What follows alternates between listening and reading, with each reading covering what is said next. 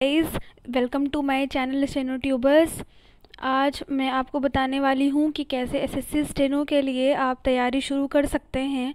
कैसे, कहाँ से और कब से तैयारी शुरू करनी है, इसके बारे में पूरी जानकारी आपको इस वीडियो में मिलने वाली है। ठीक है, तो सबसे पहले मैं आपको बता दूं कि मैंने पिछला वीडियो अपलोड किया था जिसमें मैंने बताया था कि एसएससी की स्टेनो की डेट आ गई है। 10 सितंबर से 12 सितंबर के बीच में एग्ज़ाम होगा। आगे कोई और बात ना करते हुए मैं स्टार्ट करती हूँ। तो देखिए, सबसे पहला क्वेश्चन ये आता है कि जिन बच्चों ने अभी कुछ भी नहीं किया है तो वो आखिर शुरू कहाँ से करें। तो मेरा सबसे पहला क्वेश्चन ये इसीलिए ये है कि from where to start the preparation. ठीक है, तो एसएससी स्टेनो 2019 के लिए आपको कहाँ से अपनी तैयारी शुरू करनी है। तो इसका जवाब बहुत सीधा और सिंपल है। तो वो है, अगर आप अपनी पुरानी स्ट्रैटेजी पे और वही पुराने मार्क्स पे मतलब टिके हुए हैं कि अरे ठीक है, इतने तो आ रहे हैं कम से कम और इसी के साथ में जो है एग्ज़ाम दूंगा, तो ये बहुत ही गलत बात है। आपको खुद को टेस्ट करना है कि आपको आपके पास ये चीज़ जो अंडरलाइन है वो है भी या नहीं है। ठीक है, अगर है तो आप अपने आप को इम्प्रूव करेंगे और नहीं है तो इम्प्रूव मत करिए, मुझे कोई प्रॉब्लम नहीं है, वो रिज़ल्ट में अपने आप दिख जाएगा। ओके, चलिए। तो सबसे पहली बात तो ask yourself if what you are doing today is getting you closer to where you want to be tomorrow. सबसे पहले तो आपको एक काम करना है कि अपने आप से ये पूछना है कि जो भी आप आज के डेट में कर रहे हैं, क्या वो आपको कल के लिए वो जो आपका ड्रीम है, जो भी आपकी मंजिल है उस तक पहुंचाने का थोड़ा सा भी काम कर रहा है। जैसे आप आज पढ़ाई कर रहे हैं, डैट मीन्स कि हो सकता है कि आने वाला कल आपको अपना अपना ड्रीम, अपना सब कुछ आपको वो दे। ठीक है, अगर आप आज नहीं कर रहे हैं पढ़ाई तो सिंपल सी बात है, आपको आगे भी नहीं मिलेगी वो चीज़। तो इसको ध्यान से पढ़िए और ध्यान से अपने मन में सोचिए कि आप कर क्या रहे हैं। आपका जो प्रेजेंट होता है वो ही आपका फ्यूचर डिसाइड करता है। फ्यूचर कुछ नहीं होता, आपका जो प्रेजेंट है वही पास्ट बन जाता है और जो प्रेजेंट है वही आगे चलकर फ्यूचर बनता है। ठीक है, तो चलते हैं। मैं इसमें 4 तरह के बच्चों की बात करूँगी मार्क्स के हिसाब से। तो देखिए, अगर आप मेरे अकॉर्डिंग चलना चाहते हैं तो मेरे ओपिनियन में सबसे पहली बात ये होती है कि आपको अपने आप को एनालाइज करना है और देखना है कि आप इस कंपटीशन में कहाँ लाई कर रहे हैं। ठीक है, कौन से मार्क्स के रूप में लाई कर रहे हैं, कहाँ पे अभी आपको जाना है, आपका जो ड्रीम है वो कितने मार्क्स पे आपको मिलेगा, ये सब चीज़ें देखते हुए मैंने ये वाली वीडियो तैयार करी है। ठीक है, तो नेक्स्ट देखिए, सबसे पहला आपको काम क्या करना है। आप आज से भी शुरू कर सकते हैं। सबसे पहला काम आपको करना है कि कोई भी मॉक ले लीजिए, कोई भी ऑनलाइन टेस्ट आपके पास हो, वो फ्री वाला भी रहते हैं, फ्री वाले भी अगर आपको मिलते हैं तो वो भी आप कर सकते हैं, कोई प्रॉब्लम नहीं है। आई थिंक कि जितने भी मॉक टेस्ट अवेलेबल होते हैं उसमें आपको पहले एक फ्री में वो डेमो देते हैं। ठीक है, तो आपको करना क्या है, सबसे पहला काम ये करना है, take at least 4 mocks to analyze your level of preparation. आपको ये करना है कि आपको एक दिन में 2 या 2 दिन में 4 या फिर आप 4 दिन में 4 दीजिए, लेकिन 4 दिन मत ही वेस्ट करिए। आप एक काम करिए कि पहले दिन 2 और दूसरे दिन 2, 4 मॉक्स दीजिए। ठीक है, अब आप कहेंगे कि तैयारी नहीं है मेरी और मॉक्स में पहले दे दूँ, पागल हूँ क्या? नहीं, पागलबंदी नहीं होती है। ये मैं इसलिए कह रही हूँ कि जो बच्चे ये नहीं समझ पाते कि उनका कौन सा वीक एरिया है, कौन सा स्ट्रॉन्ग एरिया है, कि वो कहाँ से स्टार्ट करें, उनके लिए या सारे बच्चों के लिए ये बहुत ही मददगार साबित होगा। ठीक है, ये मेरी अपनाई हुई टेक्निक है। जब भी मुझे समझ में नहीं आता था कि मुझे कहाँ से शुरू करना है, कैसे मैं अपने आप को देखूँ कहाँ मैं लाई कर रही हूँ, तो सबसे पहले काम मैं यही करती थी कि मैं मॉक्स उठा के देने लगती थी। ठीक है, क्योंकि कोई, देखिए, अगर आप ऑनलाइन तैयारी कर रहे हैं तो कोई टीचर आपके पीछे नहीं पड़ेगा कि बेटा पढ़ो पढ़ो पढ़ो एंड आपको वो आपके वीक एरियाज़ को इम्प्रूव करने की सलाह देगा। ये आपको खुद ही करना है एंड आपको खुद ही ये जो वीक पॉइंट है उनको स्ट्रॉन्ग बनाना है। इस वजह से आपको करना क्या है कि आपको 2 दिन पहले 2 मॉक टेस्ट देने हैं। ठीक है, अब आपने क्या किया, पहले मॉक टेस्ट दिया, उसके बाद उसके मार्क्स कैलकुलेट, वो तो खुद ही कैलकुलेट हो जाता है, आप उसको अपनी कॉपी में नोट करिए। ठीक है, तो पहले जो 4 मॉक्स हैं आपने दिए 2 दिन में, उन सारे मार्क्स को नोट करिए। अब आप ये देखिए कि चारों जैसे मार्क्स हैं, जैसे मान लीजिए कोई बच्चा है, ठीक है, उसके पहले में 120, फिर 125, फिर 115, फिर 110, ऐसे ऐसे 4 मार्क्स में मार्क्स आए। अब आपको करना ये है कि आपको ये देखना है कि आप कौन से ग्रुप में लाई कर रहे हैं, कि 100 से लेकर 130 के बीच में है, या 150 के ऊपर हैं, या 100 के एकदम नीचे हैं, या निगेटिव में भी जा रहे हैं। ऐसे भी कई बच्चे होंगे जो माइनस में चलते हैं, ठीक है, तो उनके लिए भी चांस है, ऐसा नहीं है, अभी 3 महीने हैं, आराम से हो जाएगा। तो करना आपको ये है कि उनके मार्क्स नोट करके आपको ये देखना है कि कौन से ग्रुप में आप लाई कर रहे हैं, एंड आपको अभी कितनी तैयारी की ज़रूरत है और कहाँ इम्प्रूवमेंट की ज़रूरत है, ठीक है। तो ये चीज़ करने के बाद आपको ये भी देखना है कि जैसे इंग्लिश सेक्शन में चारों मॉक्स में आपने कितने कितने नंबर पाए। जैसे कोई बच्चा उसके 70 आए, फिर 75 आ गए, फिर 50 आ गए, फिर 55, डैट मीन्स कि कहीं ना कहीं उसका नंबर जो है बहुत ज़्यादा वेरी कर रहा है, तो उसको भी ध्यान देने की ज़रूरत पड़ती है। मैं एग्जाम्पल दे रही हूँ, ठीक है। तो इससे क्या होगा, आपको पहला तो चीज़ पता चलेगा where you stand in this competition, मतलब आप कहाँ स्टैंड कर रहे हैं इस कॉम्पिटिशन में, आपका जो लेवल है वो क्या है, और बच्चों के कंपैरिजन में आप और बच्चों से आगे हैं या पीछे हैं, ठीक है। नेक्स्ट है your weak and strong areas. आपको इससे जिस भी क्वेश्चन में आपको आपके नंबर कट जाएंगे या आप उसको अटेम्प्ट नहीं करेंगे, तो बाद में आप जब एनालाइज करेंगे तो आपको उससे अपने weak areas and strong areas दोनों पता चल जाएंगे। नेक्स्ट है हमारा to go in right direction. इससे आपको क्या होगा कि जब आप सारी चीज़ें एनालाइज कर चुके होंगे तो ऑलरेडी आपको जो डायरेक्शन है आपकी वो राइट हो ही जाएगी, आप फिर रॉन्ग डायरेक्शन में जा ही नहीं सकते। नेक्स्ट है chance to improve yourself, and ये आपको बेटर चांस देगा आपको अपने आप को इम्प्रूव करने का एंड अच्छे मार्क्स स्कोर करने का। एंड ये बहुत ही अच्छी टेक्निक है, एंड इसे ज़रूर यूज़ करें, तभी आप अपने वीक और स्ट्रॉन्ग एरियाज़ को डिवाइड कर पाएंगे एंड अपनी जो परफॉर्मेंस है उसको और अच्छी कर पाएंगे। नेक्स्ट है मेरी जो पहली जो सलाह है उन बच्चों को जिनके नंबर इन चारों मॉक्स में 100 से कम आते हैं, अगर तो ये उन बच्चों की बात है। तो पहला तो है कि अगर आपके 100 से नीचे चारों मॉक्स में अगर आपके 100 के नीचे आए हैं, ठीक है, तो इसका मतलब है कि time to reassess your strategy, it's time to reassess your strategy, ठीक है। आपको अपनी स्ट्रैटेजी को फिर से असेस करने की ज़रूरत है, आपको और ध्यान देने की ज़रूरत है कि आखिर आप जो गलती कर रहे हैं क्या ऐसी चीज़ है जो आपको 100 के नीचे लाके छोड़ रही है, ठीक है। तो ये हो गई हमारी पहली चीज़। नेक्स्ट है हमारी मोर प्रैक्टिस। इसका मतलब कहीं ना कहीं आपकी प्रैक्टिस में कमी है, ठीक है, लैक ऑफ प्रैक्टिस है, इसी वजह से आप 100 से नीचे जा रहे हैं, ठीक है। देखिए एवरेज बच्चा मेरे हिसाब से 120 130 तो आराम से स्कोर कर सकता है, ठीक है। मोर फोकस, देखिए मोर फोकस यानी कि आपका कहीं ना कहीं फोकस भी लैक कर रहा है, तो आपको और फोकस्ड होने की ज़रूरत है।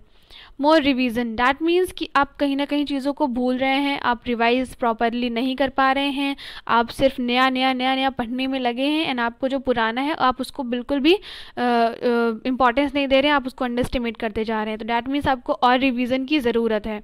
नेक्स्ट है मॉक्स। आपको क्या करना है कि अगर आप 100 से नीचे हैं तो आपको पर वीक एटलीस्ट 3 मॉक्स देने हैं। देखिए जो ये बच्चे होंगे 100 से नीचे वाले, मैं उनकी बात कर रही हूँ, उनके साथ क्या प्रॉब्लम होगी कि वो अपने स्ट्रॉन्ग और वीक पॉइंट जान ही नहीं पाए होंगे, एंड जब वो ये नहीं जान सकते, जब आप ये नहीं जानेंगे कि आपका जो एरिया ऑफ इम्प्रूवमेंट है वो क्या है, आप कहाँ इम्प्रूवमेंट करेंगे, तब तक आप उसे इम्प्रूव कर ही नहीं सकते। इसलिए आपको मॉक्स कम से कम 3 से 4 देने हैं, एंड अगर आप और दे सकते हैं तो और दीजिए, एटलीस्ट इससे आपको और एनालाइज करने का मौका मिलेगा कि आप किस टॉपिक में गलती कर रहे हैं, या आप इंग्लिश में टाइम नहीं मैनेज कर पा रहे हैं, या जीएस में कोई प्रॉब्लम है, या रीजनिंग में कोई प्रॉब्लम है, या टाइम ज़्यादा ले रहे हैं, ठीक है। नेक्स्ट है आप स्टार्टिंग में 3 दीजिए तो धीरे धीरे बढ़ा के उसको 5 करिए, तभी आप अपने आप को और इम्प्रूव कर पाएंगे। नेक्स्ट है division of topics based on your score.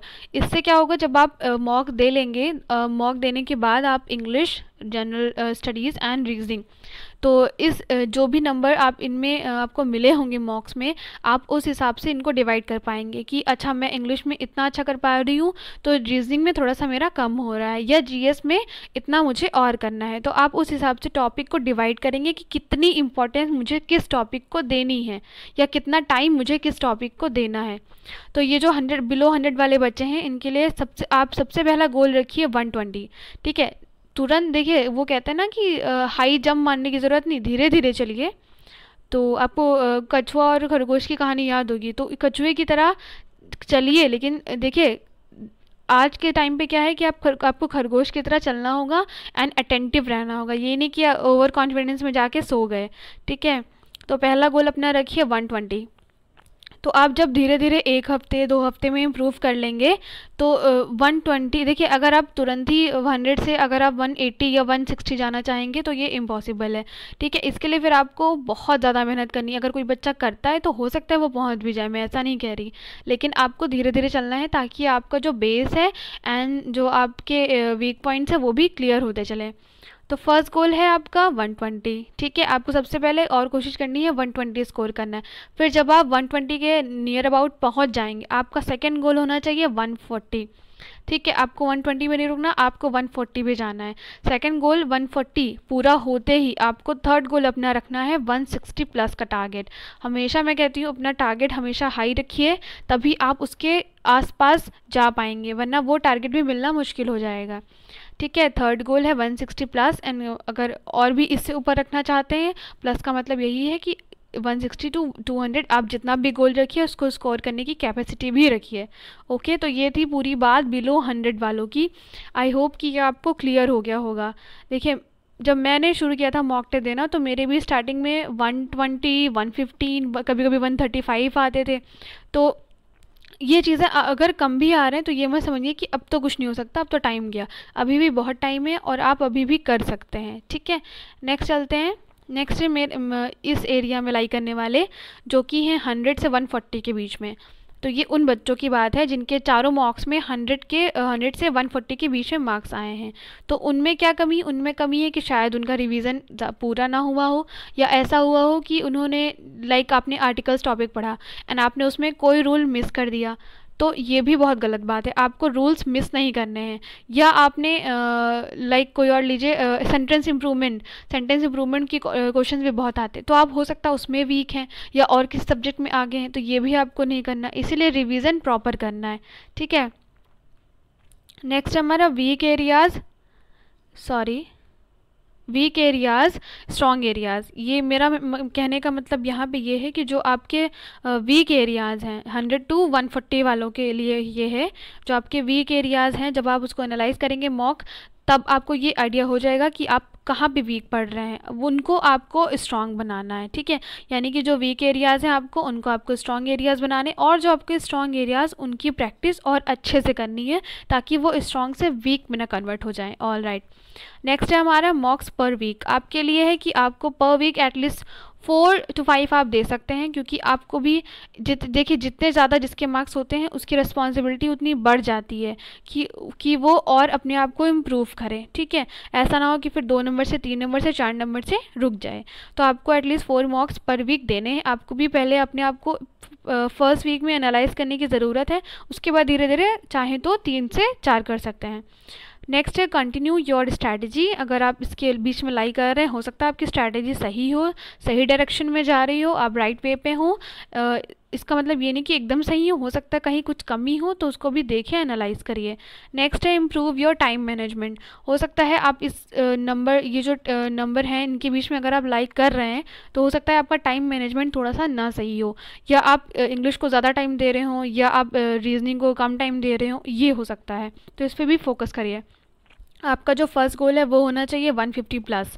ठीक है, 100 वालों के लिए मैं बात कर लेती हूँ, अगर आप एकदम एग्जैक्ट 100 पे हैं तो आप बिलो 100 वाली स्ट्रैटेजी फॉलो कर सकते हैं। लेकिन ये जो बच्चे 115 120 या 125 140 ऐसे पा रहे हैं तो उनके लिए पहला गोल 150 प्लस होना चाहिए, 150 टू 170 के मिड में। अगर आप यहाँ तक पहुँच जाते हैं, आपका सेकेंड गोल होना चाहिए 170 प्लस, और 170 से 200 के बीच में कितने भी नंबर लाइए, कोई भी नहीं रोकेगा, आई प्रॉमिस डैट। ठीक है, तो जो ये इन बच्चों की बात थी, इनके बीच में जो लाई कर रहे हैं उनको इन सारी चीज़ों पे फोकस करना है। ठीक है, आपको भी इम्प्रूव करना है और अच्छा करना है, इसी पे नहीं रुकना है। नेक्स्ट है मेरा 150 टू 160। ऑल राइट, 150 टू 160 जो बच्चे इस रेंज में लाई कर रहे हैं उनके लिए सबसे पहले तो मेरा पॉइंट है वेल डन गाइज। आप डैट मीन्स कि आपकी प्रिपरेशन सही डायरेक्शन में जा रही है ना, आप बिल्कुल रेडी हैं एग्ज़ाम के लिए। ठीक है। इसका मतलब ये नहीं है कि आपको अभी बेफिक्र होने की ज़रूरत है। नेक्स्ट है मेरा डोंट वरी।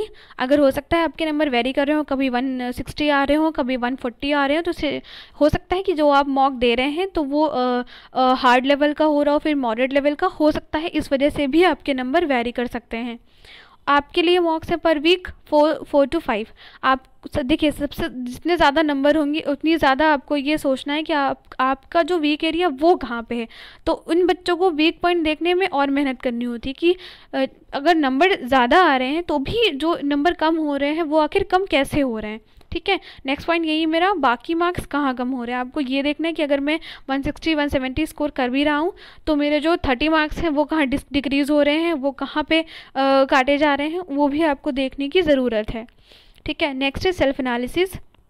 इसलिए आपको इस बेसिस पे सेल्फ एनालाइज करने की भी ज़रूरत है कि अगर आपके जो नंबर कम हो रहे हैं वो क्यों कम हो रहे हैं, किस वजह से कम हो रहे हैं, इसको मैं कैसे इम्प्रूव करूं। ये खुद से आपको ये इम्प्रूव करने की ज़रूरत है। नेक्स्ट है इज़ एनी टॉपिक लेफ़्ट। हो सकता है आपसे भी कोई टॉपिक रह गया हो। ऐसा नहीं है कि देखिए, जब जो यूपीएससी का टॉपर रहता है उससे भी कुछ ना कुछ चीज़ें रही जाती हैं। ठीक है, वहाँ पे तो 50% पे टॉपर हो जाते हैं। तो हो सकता है आपसे भी कोई ना कोई चीज़ मिस हो रही हो, तो आपको ये भी देखने की ज़रूरत है। आपका जो गोल रहना चाहिए वो रहना चाहिए 175 प्लस। देखो 160, अगर आप 155 160 ऐसे स्कोर ला रहे हैं मॉक्स में, तो आपका एम तो 175 180 प्लस ही होना चाहिए, वरना बेकार है। ठीक है, नेक्स्ट है एबव 160। तो ये 160 प्लस वालों की बात है जो मॉक टेस्ट में इतने ऊपर नंबर पा रहे हैं। तो उनके लिए सिर्फ यही मेरी एडवाइस है कि be confident not over confident. तो आपको देखिए, कॉन्फिडेंट और ओवर कॉन्फिडेंट पर्सन में बहुत डिफरेंस होता है। कॉन्फिडेंट पर्सन का क्या होता है कि I can do it because I am well prepared. उसको लगता है कि मैं ये कर सकता हूँ क्योंकि मेरी बहुत अच्छी तैयारी है। ओवर कॉन्फिडेंट के साथ प्रॉब्लम क्या हो जाती है कि I can do it easily and I don't need to prepare. उसके साथ ये प्रॉब्लम है कि उसको लगता है कि मैं तो ये बहुत आराम से कर लूँगा एंड मुझे और तैयारी की ज़रूरत नहीं। तो ये आपको नहीं करना है। ठीक है, ये जो है वो सही है एंड ये जो है वो गलत है। तो मेरा मोटो यही था इसमें कि मैं आपको समझा सकूं कि अगर आपके मार्क्स अच्छे आ रहे हैं दैट डजंट मीन कि आप एग्ज़ाम हॉल में आपके उतने ही मार्क्स आए। आपको कंसिस्टेंसी लानी है, आपको इसी तरीके से आगे बढ़ना है, इम्प्रूव करना है। आपको भी इम्प्रूवमेंट की ज़रूरत है जब तक आप रिटर्न ना दे दें। ठीक है, तो ये रही मेरी आज की एडवाइस आपके लिए। तो जो भी स्टार्ट करना चाहते हैं वो यहाँ से स्टार्ट कर सकते हैं। आगे की स्ट्रैटेजी मैं बताती जाऊँगी, अगर आपको सही लगे तो आप फॉलो करिए। ठीक है, ये मेरा ओन एक्सपीरियंस है, इसलिए मैं इसे शेयर करती हूँ। Thanks for watching and please subscribe to my channel की और वीडियो अपडेट्स आपको मिलती रहें। Okay, keep watching, keep sharing, bye bye. All the very best to all the students from my side.